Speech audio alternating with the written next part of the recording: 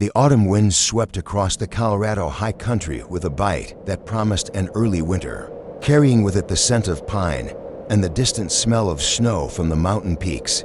Ben Hawthorne guided his horse along the eastern boundary of his ranch, checking fence lines and looking for strays that might have wandered too far from the main herd. At 42, Ben had spent the last 15 years building his ranch from nothing, carving out a modest but successful life in the shadow of the Rocky Mountains.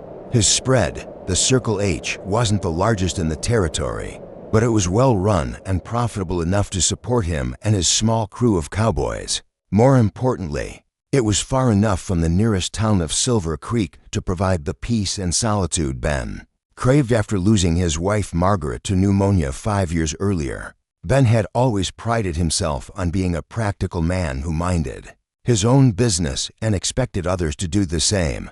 He paid his taxes, treated his workers fairly, and maintained good relationships with his neighbors, both white and Native American. Unlike many ranchers in the territory, Ben had never had trouble with the local Ute bands, partly because he respected their traditional hunting grounds, and partly because he'd taken the time to learn some of their language during his early years.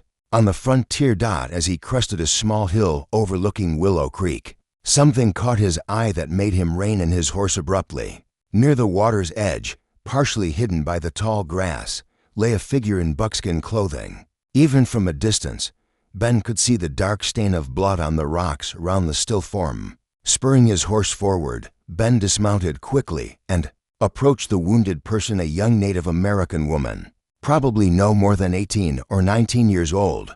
She'd been shot twice, once in the shoulder and once in the side, and had lost a considerable amount of blood. Her breathing was shallow but steady, and her dark eyes fluttered open as Ben knelt beside her.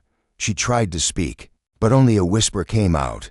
Ben could make out a few Ute words, something about soldiers and running. The girl's clothes were torn and muddy, suggesting she'd been traveling hard for some time before collapsing near his property. "Easy there, miss," Ben said softly in Ute, his pronunciation careful but understandable. "You're safe now. I'm going to help you."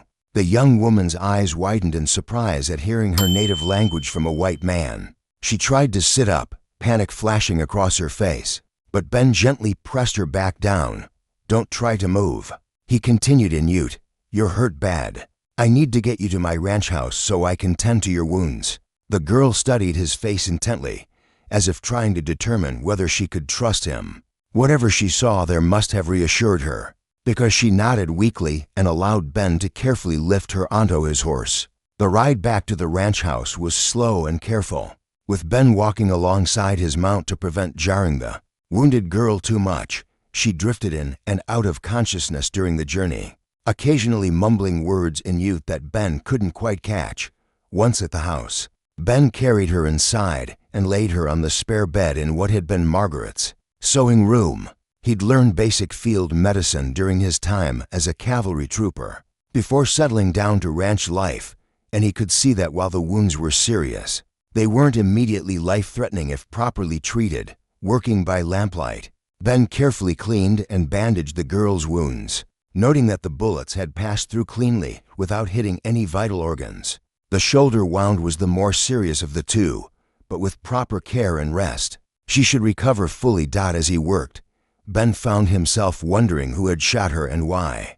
The wounds appeared to be from military rifles, suggesting she'd encountered soldiers rather than civilian settlers. But what would bring soldiers into conflict with a lone Native American girl? The answer came to him as he noticed something that made his blood run cold. The girl was wearing a small silver cross on a leather cord around her neck, and her buckskin dress showed signs of having been modified with fabric that looked suspiciously like the blue wool used in army uniforms. She was probably a student or worker at one of the Indian schools the government had been establishing throughout the territory, institutions designed to civilize Native American children by forcing them to abandon their traditional ways. If she'd been shot by soldiers while trying to return to her people, it suggested something had gone very wrong at the school. Throughout the night, Ben kept vigil beside the wounded girl's bed, changing her bandages and spooning water between her lips when she was conscious enough to drink. By dawn, her fever had broken and her breathing had improved considerably. When she finally woke fully as the morning sun streamed through the window, her first words were in clear English with only a slight accent. "Who are you?" she asked, her dark eyes alert and intelligent.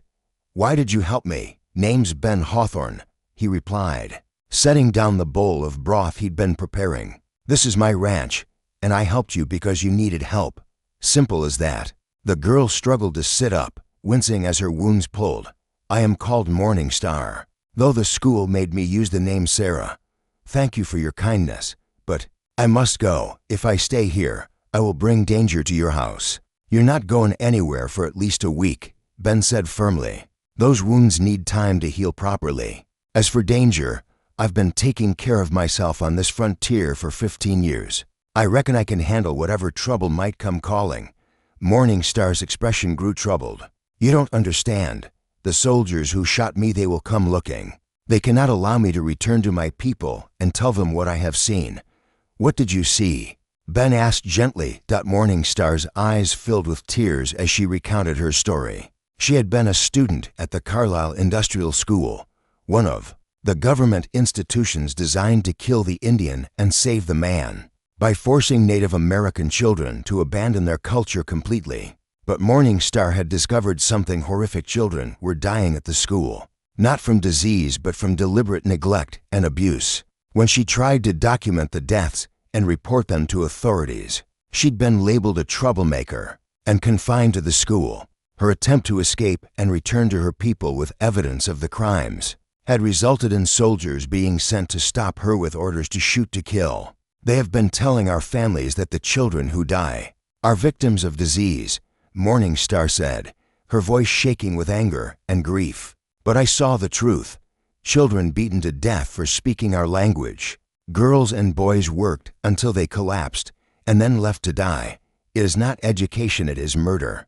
Ben felt sick to his stomach. He'd heard rumors about conditions at some of the Indian schools, but this was far worse than anything he'd imagined. If Morning Star was telling the truth, and he had no reason to doubt her, then she was indeed in mortal danger from people who would kill to keep their crimes secret. "These soldiers who shot you," Ben said.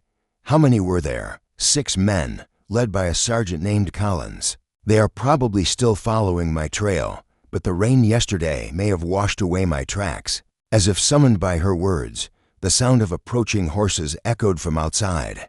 Ben moved to the window and peered through the curtains, his heart sinking as he counted 8 mounted soldiers approaching his front porch. "Looks like they found your trail after all," he said grimly, checking his rifle. "Don't worry, I won't let them take you."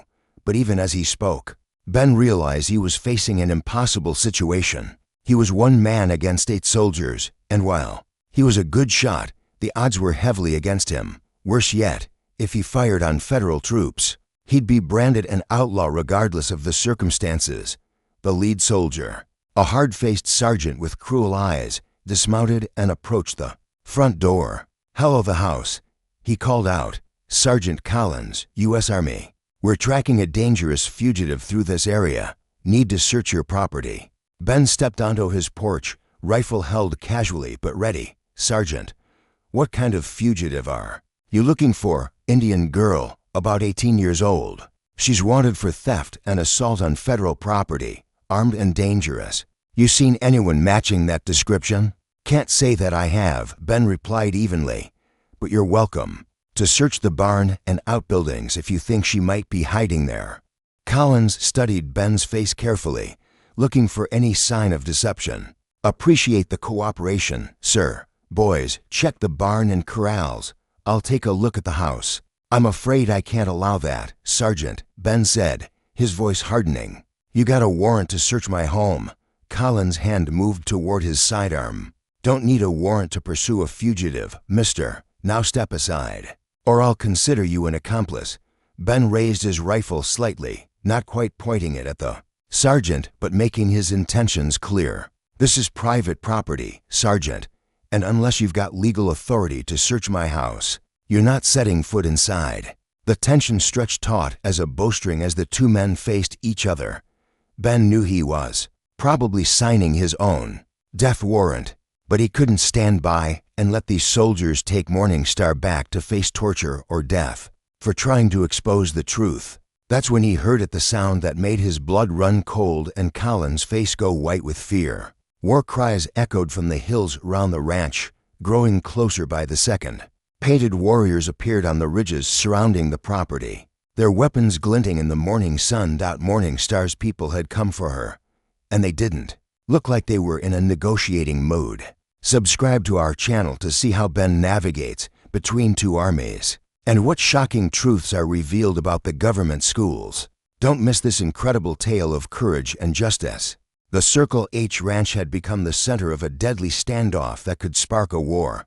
On one side, Sergeant Collins and his 7 soldiers found themselves trapped in the open, surrounded by at least 20 Ute warriors who had appeared like ghosts from the surrounding hills. On the other side, Ben Hawthorne stood on his porch with his rifle, caught between two forces that viewed each other as mortal enemies. The lead warrior, a man in his 40s with the bearing of a chief, rode slowly down from the hills toward the ranch house. His war paint was elaborate, and the eagle feathers in his hair marked him as a leader of high status. Behind him, the other warriors maintained their positions on the high ground, arrows nocked and rifles ready. "That's Chief Running Wolf," Morning Star whispered from inside the house, where she dragged herself to a window despite her wounds. "He is my father." Ben felt his stomach drop. The situation had just become infinitely more complicated. Morning Star wasn't just any Ute girl, she was the daughter of one of the most respected war chiefs in the territory. No wonder the army had been so determined to silence her. Chief Running Wolf reined in his horse about 50 yards from the house and called out in accented but clear English, "I am Running Wolf of the Mountain Ute. I have come for my daughter, Morning Star, who was taken from our people by the white man's lies and shot by his soldiers when she tried to return home." Sergeant Collins, sweating despite the cool autumn air, stepped forward with his hands visible but ready to draw his weapon. "Chief, I am Sergeant Collins of the United States Army. The girl you're looking for is a fugitive from justice. She attacked federal officers and stole government property. I'm ordering you to disperse your warriors and allow us to complete our lawful duties." Running Wolf's laugh was cold as winter wind. "Lawful? You speak of law while your people steal our children and murder them in your schools? My daughter brought word of the atrocities being committed, and your response was to shoot her like a rabid dog. The girl is spreading lies about the Indian schools." Collins shot back. "Those institutions are trying to give your children a better life, teach them to be productive citizens. She's trying to undermine the government's efforts to help your people." "Help!" Running Wolf's voice rose with fury. 12 children from our tribe have been sent to your schools. Only 3 have returned, and they came back broken in spirit and mind. The others, you tell us, died of disease, but my daughter has seen the truth. They died from your cruelty and neglect." Ben could see the situation spiraling toward violence. Both sides were armed and angry, and any wrong move could result in a massacre that would bring the full weight of the U.S. Army down on the Ute people. He had to do something to diffuse the tension. "Chief Running Wolf," Ben called out, stepping forward with his rifle lowered, "your daughter is safe in my house. She's wounded but alive." "Sergeant Collins, your fugitive isn't going anywhere. She's in no condition to run. Maybe we can work something out here without anyone else getting hurt." Collins whirled on Ben, his face red with anger. "You've been harboring her. That makes you an accomplice to her crimes." "I've been providing medical aid to a wounded human being," Ben replied firmly. "Last I checked, that wasn't a crime in any territory." Running Wolf studied Ben with intelligent eyes. "You are the rancher who has always respected our hunting grounds, who trades fairly with our people. I know of you, Ben Hawthorne. Why do you risk your life for my daughter?" "Because she's telling the truth about those schools," Ben said, making a decision that would change his life forever. "And because sometimes a man has to choose between what's legal and what's right." Before Collins could respond, Morning Star appeared in the doorway of the house, leaning heavily against the frame, but determined to be heard. Her appearance caused a stir among both the soldiers and the warriors. She was visibly wounded. Supporting Collins' claim that she'd been shot, but she was also clearly alive and coherent, undermining his assertion that she was dangerous. "Father," she called out in Ute, then switched to English so everyone could understand. "This man saved my life when the soldiers left me to die. He has shown me more kindness than I received in 2 years at the white man's school." Collins raised his rifle toward Morning Star. "Nobody move. The fugitive is under arrest." That's when everything went to hell. Running Wolf's warriors, seeing a soldier aim at the chief's wounded daughter, let loose a volley of arrows and rifle fire. Collins' men dove for cover behind their horses and the ranch's outbuildings, returning fire as best they could. Ben threw himself flat on his porch as bullets whined overhead. "Stop!" he shouted, but his voice was lost in the chaos of gunfire and war cries. The battle raged for several minutes, with the soldiers pinned down by superior numbers, but the warriors reluctant to advance across open ground against repeating rifles. It was a stalemate that favored neither side and threatened to escalate into something much worse. Ben crawled to where Morning Star had taken shelter behind a wooden water trough, bullets splintering the wood above their heads. "This has to stop," he said urgently. "If this turns into a real fight, the army will send in cavalry troops, and this whole territory will explode into war." Morning Star nodded, blood seeping through the bandages where her wounds had reopened during her movement. "My father is angry, but he is also wise. He knows that fighting here will only bring more death to our people, but he cannot let the soldiers take me back to die. Then we need to give him another option." Ben said, "Something that keeps you safe but doesn't start a war." An idea began forming in Ben's mind, dangerous, probably illegal, but possibly the only way to save lives on both sides. He waited for a lull in the shooting, then stood up with his hands raised. "Hold your fire," he called out. "I have a proposal." Gradually, the shooting died down as both sides waited to hear what the rancher had to say. Ben could feel the weight of dozens of eyes on him as he stepped into the open ground. Between the two forces, Chief Running Wolf, he called out, "What if your daughter never made it back to her people because she died of her wounds?" And Sergeant Collins, "What if the fugitive you were chasing was never found because she died before you could capture her?" Both men stared at him as if he'd lost his mind, but Ben continued before either could object. "Morning Star dies today officially. I bury her on my land under a marker with that name. But Sarah Hawthorne, my newly adopted daughter who's been living with me since her mother died, recovers from a hunting accident and continues to live peacefully on the Circle H ranch." The implications of what Ben was suggesting slowly sank in. He was offering to hide Morning Star in plain sight, giving her a new identity that would protect her from further army pursuit, while allowing her to remain close to her people. Running Wolf considered the proposal carefully. And what of the truth she carries, the crime she has witnessed? A dying girl's testimony might be dismissed as delirium, Ben replied, but a healthy young woman with documentation and evidence might be able to convince a territorial judge to investigate the schools properly. Collins was shaking his head violently. "I can't allow this. She's a federal fugitive. She's a wounded girl who's about to die from her injuries," Ben said pointedly, "unless you want to explain to your superiors why you started a war trying to arrest a dying victim of your own incompetence." The sergeant's face went white as he realized the political implications. A battle between soldiers and Ute warriors over a girl who'd been trying to expose crimes at a government school would be a public relations disaster for the army. After a long moment, Running Wolf spoke. "My daughter Morning Star will die with honor, knowing that she spoke truth about the white man's cruelty. But I will grieve for her and trouble this land no more."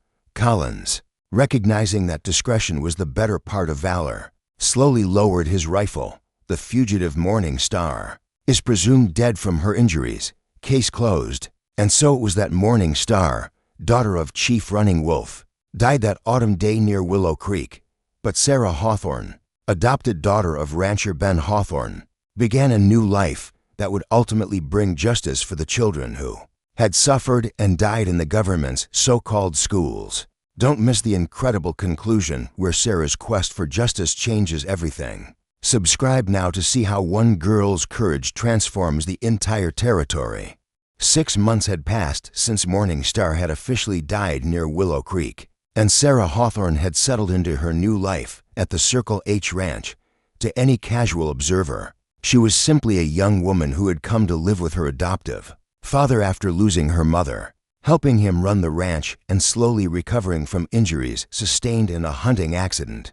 But beneath the surface, Sarah was methodically building a case that would expose the horrors of the Indian schools and bring justice for the children who had died. Ben had taught her to read and write English fluently, and she had used these skills to document everything she remembered from her time at Carlisle. Names, dates, witnesses, specific incidents of abuse and neglect, all carefully recorded in a journal hidden beneath a loose floorboard in her room. The transformation in Sarah herself was remarkable. Gone was the frightened, wounded girl who had collapsed by Willow Creek. In her place was a determined young woman who had found her purpose, ensuring that no other Native American child would suffer as she and her classmates had. Ben watched her work with a mixture of pride and concern. He'd grown genuinely fond of Sarah, and she had brought life and purpose back to his empty house in ways he hadn't expected. But he also knew that what they were planning was dangerous, powerful. People had invested heavily in the Indian school system, and they wouldn't hesitate to silence anyone who threatened their interests. The plan they'd developed was elegant in its simplicity. Ben would use his connections with other ranchers and territorial officials to arrange a meeting with federal Judge William Harrison, who had a reputation for fairness and couldn't be bought by special interests. Sarah would present her evidence and testimony, backed by documentation that Ben had helped her gather about missing children from various tribes. The key to their strategy was timing. They needed to present their case when it would have maximum impact and minimum opportunity for interference from the Army or Indian Affairs bureaucrats. That opportunity came when Judge Harrison announced he would be holding court in Silver Creek to hear territorial cases. On the day of the hearing, the small courthouse was packed with spectators. Word had somehow leaked that there would be testimony about conditions at the Indian schools, and ranchers, townspeople, and even some tribal representatives had come to witness what many suspected would be a historic proceeding. Sarah sat at the witness table, wearing a simple but respectable dress that Ben had purchased for her in town. Her long black hair was neatly braided, and she carried herself with the dignity of someone who knew she was fighting for more than just herself. Judge Harrison, a stern but fair man in his 60s, called the hearing to order. "I understand. We have some serious allegations to consider today regarding the Indian industrial schools. Mr. Hawthorne, you requested this hearing." Ben stood and nodded. "Yes, Your Honor. My daughter Sarah has information about criminal activities at these institutions that I believe requires immediate investigation." The Territorial Indian Affairs representative, a pompous man named Aldrich who had traveled from Denver specifically to attend this hearing, jumped to his feet. "Your Honor, I object to this entire proceeding. The Indian schools are federal institutions operating under federal authority. A territorial court has no jurisdiction over their operations." Judge Harrison fixed Aldrich with a cold stare. "Mr. Aldrich, if crimes have been committed within my territorial jurisdiction, I absolutely have the authority to investigate them. And if federal employees are involved in those crimes, they can be prosecuted under territorial law. Please be seated." Sarah took the stand with quiet composure, placing her hand on the Bible and swearing to tell the truth. When she began to speak, her voice was clear and steady, betraying none of the nervousness she felt inside. "Your Honor, my name is Sarah Hawthorne, but I was born Morning Star, daughter of Chief Running Wolf of the Mountain Ute. 2 years ago, I was taken to the Carlisle Industrial School as part of the government's education program. What I experienced, there was not education, it was systematic torture and murder." A gasp went through the packed courtroom.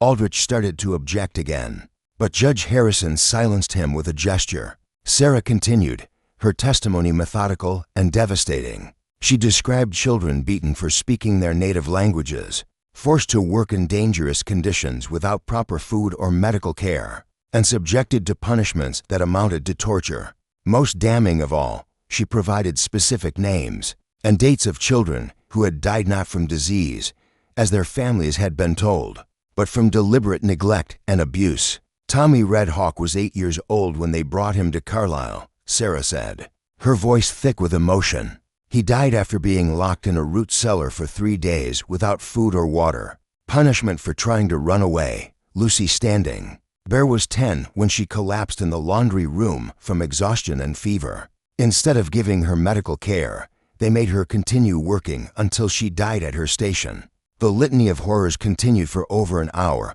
with Sarah providing details that could only come from someone who had witnessed these events firsthand. When she finished, the courtroom was silent except for the sound of several women crying. Judge Harrison's face was grave as he addressed the witness, Ms. Hawthorne. These are extremely serious allegations. Do you have any evidence to support your testimony beyond your own recollections? Sarah reached into her leather satchel and withdrew a thick journal, along with several official documents. I kept detailed records of everything I witnessed, Your Honor. I also managed to obtain copies of the school's official death records, which show a pattern of fatalities that far exceeds what would be expected from natural causes. As Sarah presented her evidence, Aldrich grew increasingly agitated. When Judge Harrison called a brief recess to examine the documents, the Indian Affairs representative approached Ben and Sarah with barely concealed threats. You have no idea what you're meddling with, he hissed. There are powerful people who have invested too much in the school system to let some savage girl destroy it with lies and hysteria. Those aren't lies, Ben said firmly, stepping protectively in front of Sarah. And if you call her that word again, we're going to have a problem that goes beyond this courtroom.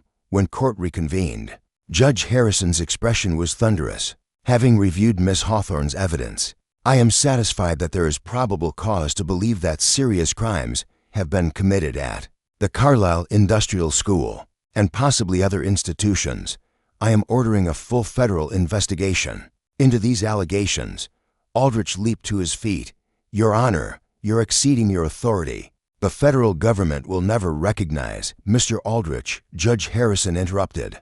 I am forwarding copies of this testimony and evidence to the Department of Justice, the Bureau of Indian Affairs, and every major newspaper in the territory. If the federal government chooses to ignore credible evidence of child murder, that's their decision, but they'll do it in the full light of public scrutiny. The judge's words proved prophetic. Within weeks, Sarah's testimony had been reprinted in newspapers across the country, sparking a national scandal that forced the federal government to act. Congressional investigations were launched, several school administrators were arrested, and reforms were implemented that saved countless Native American children from further abuse. But for Sarah, the real victory was more personal. She had found a way to honor the memory of her friends who had died at Carlisle, while building a new life that bridged two worlds. She remained at the Circle H Ranch, helping Ben run the operation, while also serving as an unofficial liaison between the territorial government and local tribes. Years later, when Sarah had become a respected advocate for Native American rights and education reform, people would ask her what had given her the courage to speak out against such powerful forces. Her answer was always the same. I had seen too much death to stay silent, and I had found too much love to give up hope. Sometimes the greatest honor you can give to the dead is to fight like hell for the living. And in the small cemetery behind the Circle H Ranch house, a simple wooden marker bearing the name Morning Star served as a reminder that sometimes, in order to save a life, you first have to let it die officially, at least. The girl who lay beneath that marker had indeed died on the day she collapsed by Willow Creek. But the woman who had risen from her ashes had found something worth living for: justice, truth, and the knowledge that even the smallest voice can change the world when it speaks with courage. Thank you for joining us on this powerful journey of courage, identity, and justice. Subscribe to our channel for more incredible Western stories that prove one person's bravery can change history.